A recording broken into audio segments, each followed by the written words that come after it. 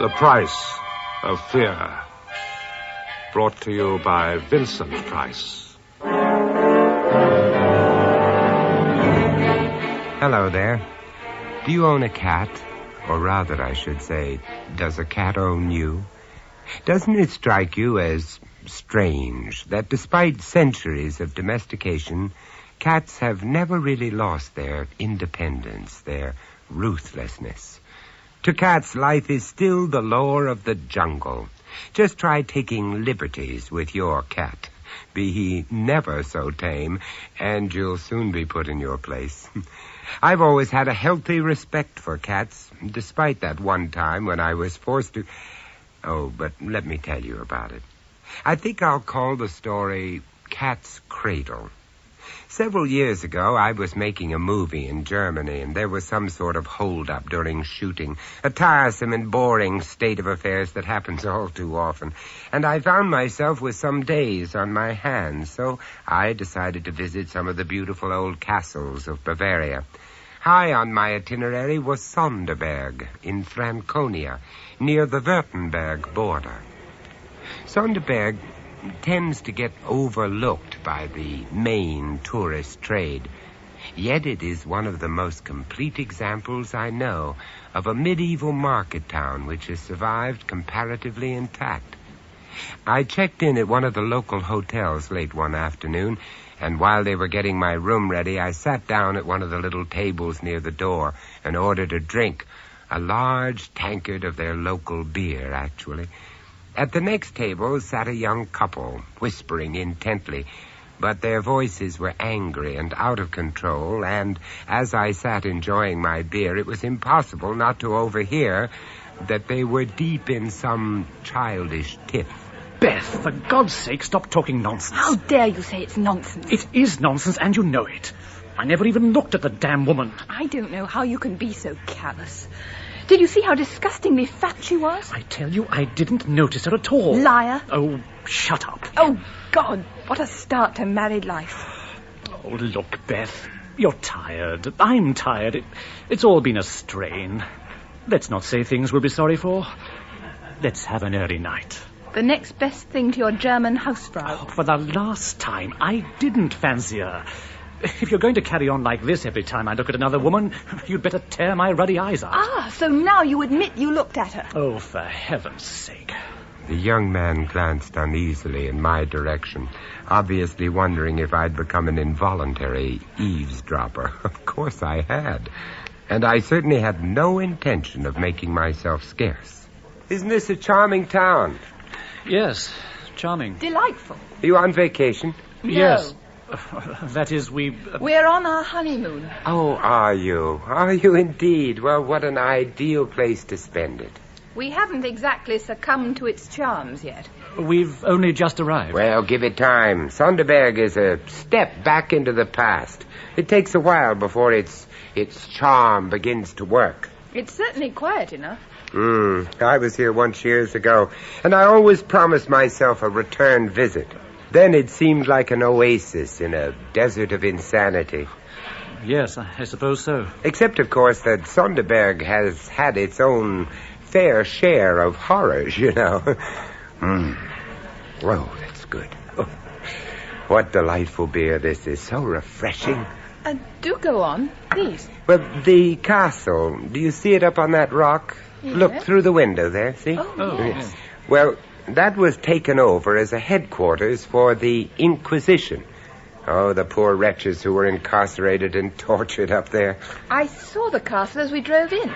It was beautiful, but it made me shudder. It's not surprising. The Inquisition left several pleasant little mementos, all in as good a state of preservation as Sonderberg itself. You must visit the place while you're here. Well, that is, if you're not squeamish. Squeamish? Look, I've got an idea. Why don't we join up and go round the castle together tomorrow? Well... Please do. Oh, unless, that is, you're already busy. Well, no, but... We'd love it, wouldn't we, Beth? Yes. Yes, of course we would. At first, I couldn't understand the young man's enthusiasm. After all, a honeymoon is a honeymoon. Then it struck me that he needed a a defense mechanism, and I would be there to guard him from the kind of row that I'd stumbled upon just now. Well, at any rate, we agreed to meet in the hotel lobby at 10 o'clock in the morning. As events turned out, I needn't have worried about breaking the idyllic atmosphere, because as we were about to set off... Good God, it can't be. Bryce, it's you. It really is. Hello, Malcolm. Now, what are you doing in this neck of the woods? Don't tell me they forced you out of the rat race at last. Malcolm Rivers was one of the world's prize bores. If the first prize in a competition were a part in one of Malcolm's movies, the second prize would have been a part in 2 of Malcolm's movies. Scouting locations, old son. You see that castle up there? That's just right for a new horror picture we've got. I'd love you to read it. It's a great script. Malcolm, I'm on vacation. Can't we discuss this later, or better still see my agent, huh? Oh, yeah, but look, just let me tell you. At this point, our taxi arrived. It was as battered as its driver, but we had all agreed to leave our own transport behind. The trouble was, when Malcolm heard the driver announce that he had come for the castle party, he insisted on coming with us. Castle? Well, you don't mean to say you're actually going there? Yes. Oh, well, that's great. I can actually show you where it all takes place while I'm telling you about it. Malcolm, No, come on, don't be so coy. You're worse than a virgin on a wedding night. I just couldn't shake him off. You never could with Malcolm. That's how he'd hustled his way to the top. Now he attached himself to us like an incubus. The film's all about the Sonderbergs. You know, the family, a sort of pageant of atrocity. I want to step back and look objectively at what each one did. Take Elisa, for instance. Well, I can't speak for the others. I was doing my best not to listen. The castle, for those who don't know it, is built on an immensely steep rock dominating the town, and on its northern side is surrounded by a moat, which has long since been filled in. At the foot of the wall is a very pleasant garden with little sheltered seats. Sitting there is a good way of recovering from the rather overpowering tour round the castle. The girl was right. There still was a sinister aura clinging to the place, which even a hot and cheerful summer's morning couldn't entirely dissipate. And they broke in and found the girl strung up by the wrists over the hot coals. Incredible story. Of course, we can't actually put all that into the picture, but we can imply a hell of a lot. You've got to admit it's a damn good commercial plot line. Now, that's why it's so important to get the feel of the place where it happened. We want to get right away from the studio look. Well, they can go out and shoot a police picture in real locations, or why not a horror picture? Now, the 7th Count was a real character. This you've got to hear. They say Mr. Rivers, do you mind if we change the subject? Huh? My wife is feeling a bit faint. That's too bad, Mrs. And we haven't even seen the torture tower yet. Now, say, would your lady wife like to wait for us out here? She could sit down there in the garden. Oh, no, I don't want to miss anything. I'm quite all right. I think it was probably just that steep hill and the heat. You go on, Malcolm. We'll catch up with you later. No, I wouldn't dream of it. Stick together through thick and thin, that's my motto. I know, look at that. Oh, isn't it sweet? It can't be more than 6 weeks old. It was a tiny black kitten, which was playing with its mother near one of the seats in the garden just below us. The cat, a great sleek creature whose coat shone in the sun, lay stretched on the grass, and the kitten romped around near her.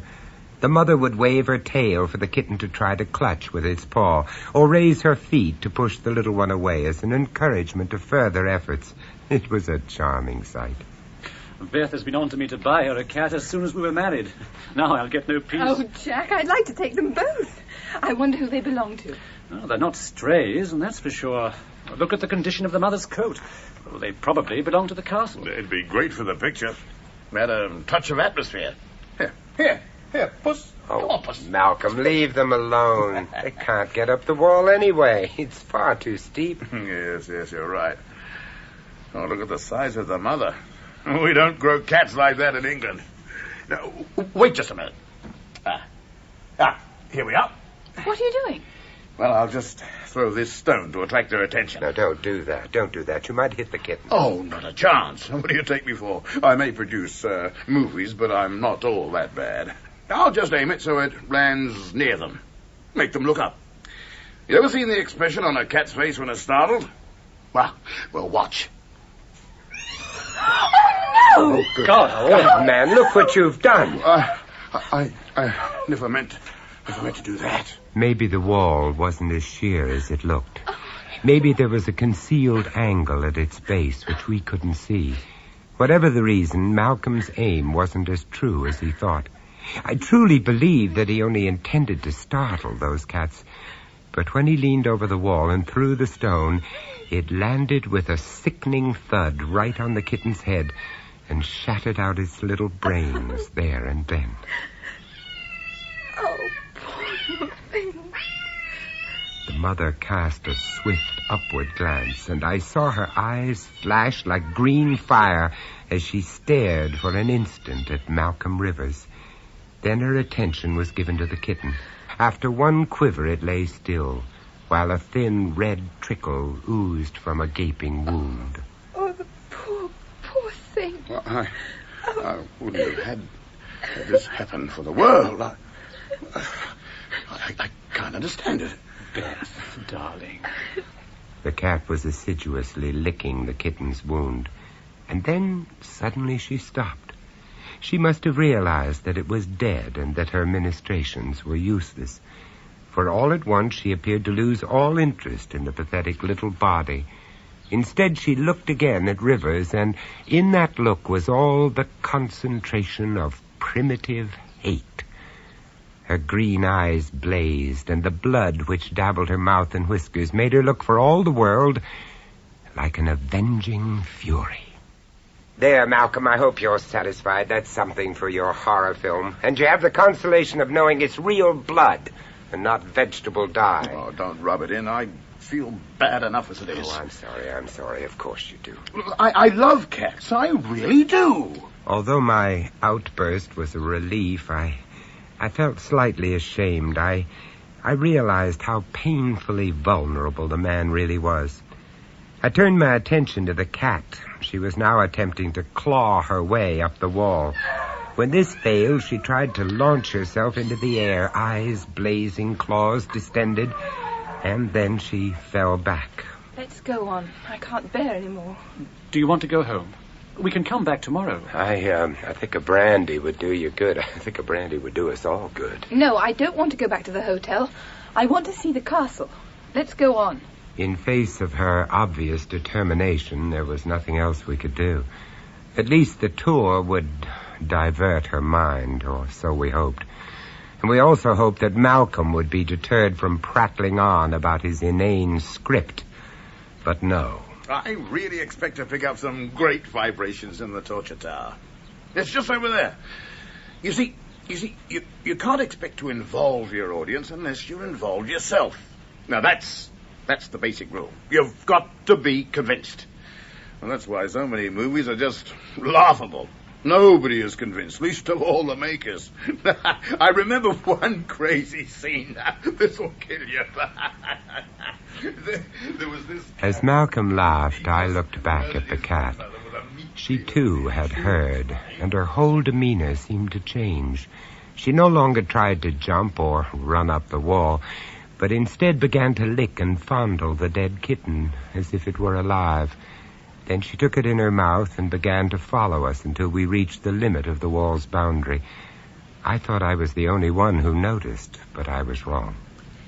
Mr. Rivers, I know this may sound silly, but I think that cat means to do you harm.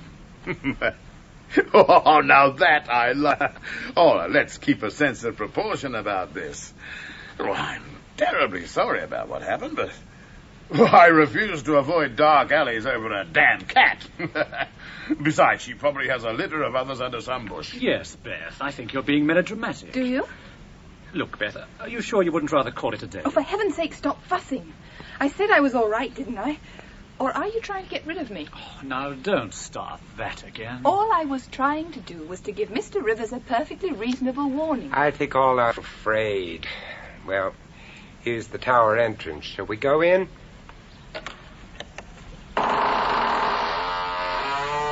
I tried to sound unconcerned, but somewhere in the back of my mind I had a sneaking feeling that the girl was probably right.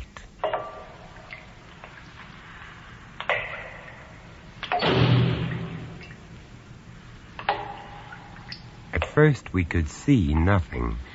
The darkness seemed incarnate, surrounding, stifling us like a blanket.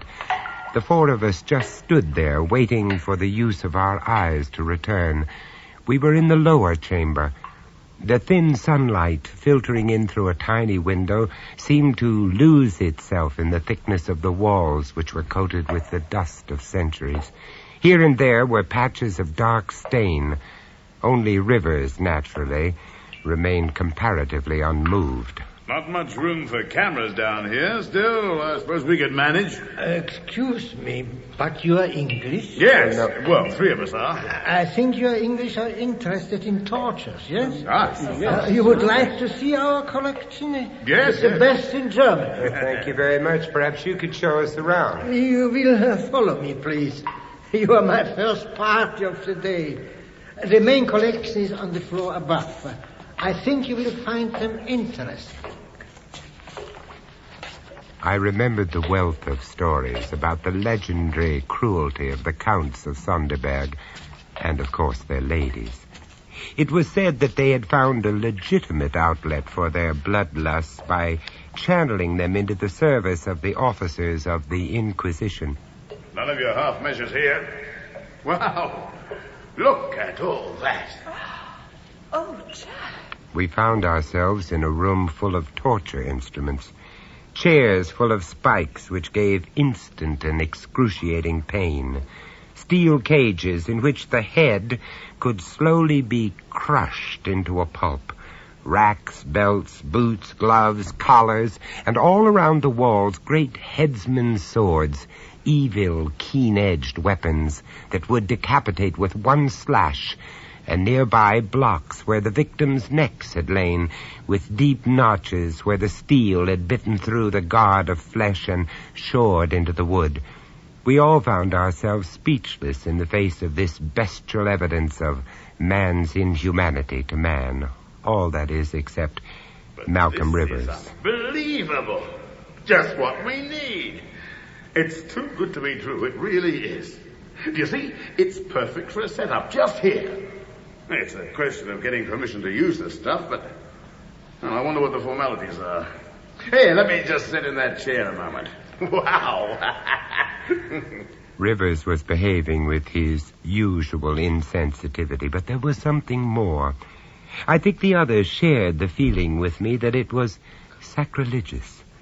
An odd word to use, I know, but there was something sacred about the place. It was a temple, but a temple to evil. Now, over here, sirs and madam, is a famous instrument of the Inquisition. One might almost say the most famous, and still in perfect working order. The old man pointed to the main object in this chamber of horrors, the Iron Virgin, a copy of the famous one at Nuremberg. The contraption was covered in rust and dust, except for the face, which was oddly fresh-looking, as if the custodian had scrubbed it. While the figure was curved in the shape of a woman, it was just broad enough for a man to fit inside, as we could see when the door was opened. The door itself was enormously thick and was worked open and shut by a thick chain running through a pulley attached to a heavy beam in the roof. When the weight was released, the door would slam shut. The devilish nature of the Iron Virgin was truly revealed when you examined the inside of the door. A number of iron spikes were fixed there, and when the victim was placed inside it and the door closed, the upper spikes would pierce his eyes and the lower ones his heart and vitals. What a charming toy. Oh, God, look at the blood stains. It's hard to wash out blood completely, man. And there are some who say it comes back anyway. I think I can believe this place is haunted. And on that happy note, I vote that we make a hurried exit. That suits me. Well, let's go and have that drink we promised ourselves, shall we? Right now. No, wait. What's up this time, for God's sake? Hey, you, old man. Now, how big is that space? What, sir? The space inside. I want to see if I can get in. Oh, Well, I told you, I'd like sampling new experiences. Now, Malcolm, realism is one thing. Nonsense. Courage of your convictions and all that. Now, come on, Squire. I need your help on this. Very good, sir, if you insist. You're not serious. Well, sure I am. Yeah. That's a tight fit. We've grown some since those days. But I'll manage. Here. See? You are not really allowed to do this, sir. If anyone found out, I might get into trouble. Why should anyone find out? I might even lose my job. Okay, I get you. A price. Give him something, will you? Oh, well, I'll settle with you later. I think this is all very silly. All in the cause of art. Well, I, for one, won't go and see his beastly film. That, my dear, makes two of us. Hey, what's all the whispering about? Oh, here you are. 2, 4, 6. Thank you, sir. Oh, thank you, sir. Do you think that will square your conscience? Oh, yes, sir. I think that squares it very nicely. And now that you've had your little game, can we all go? Go if you like. I'm not stopping you. I'm staying here. Oh, come on, Malcolm. Malcolm, nothing. I'm really enjoying this.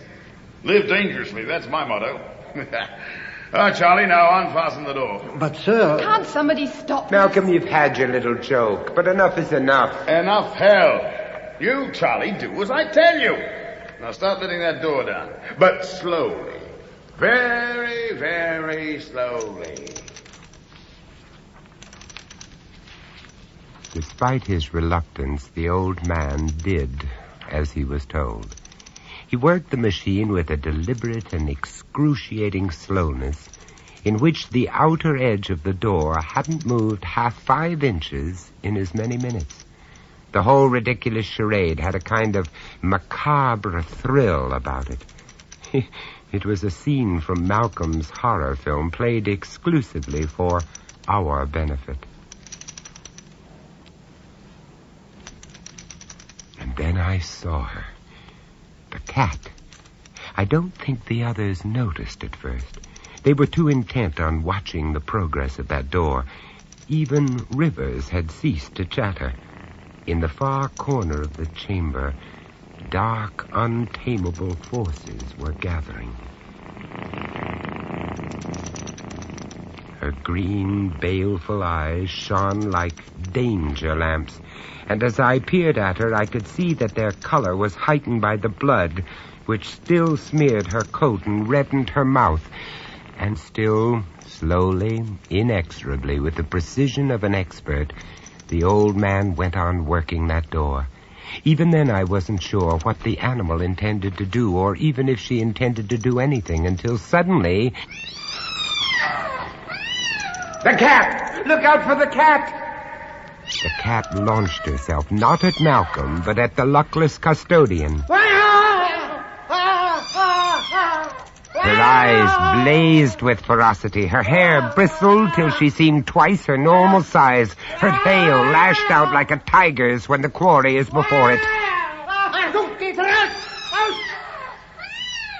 The cat's claws found one of his eyes, and I actually saw her tear through it and down his cheek, leaving wide bands of red where the blood seemed to spurt from every vein. Oh, Jack! Oh, God! Look out! He can't hold it! With a yell of agony and terror, the man leapt back, dropping the chain which held back the door. It ran like lightning through the pulley block, and the massive door slammed shut. In the instant before the door had closed, I saw Malcolm's face. His eyes stared as if dazed, and for once in his life, he was speechless. Jack, help me get the door open. For God's sake, help me. I'm coming. Beth, stay where you are. For God's sake, don't look. The end must have been quick, for when we managed to wrench the door open, the spikes had done their work. They had pierced right through the skull, so that as the door opened, the body came with it, and he fell to the floor, face turned upwards. Get your wife out of here. She needs air. I'll attend to the old man. Right. Oh, The old custodian was leaning against the wooden pillar, holding his reddening handkerchief to his eyes, while on the face of poor Rivers, there sat the cat, purring loudly as she licked the blood which trickled through the gashed sockets of his eyes.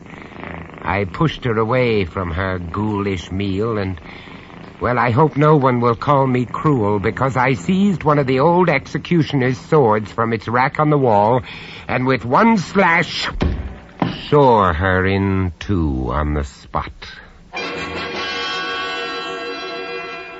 Poor Malcolm. He'd had his total experience, a good deal more total than he'd bargained for. Cozy, wasn't it? You see what I mean about cats? You never can tell.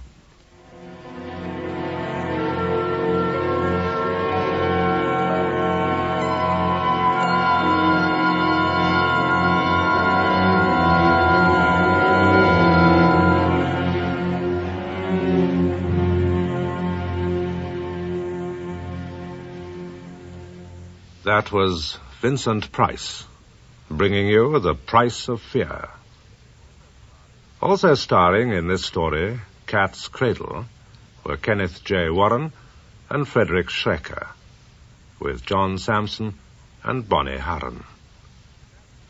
Cat's Cradle was first recounted as The Score by Bram Stoker, dramatized by Richard Davis, and produced by John Dias.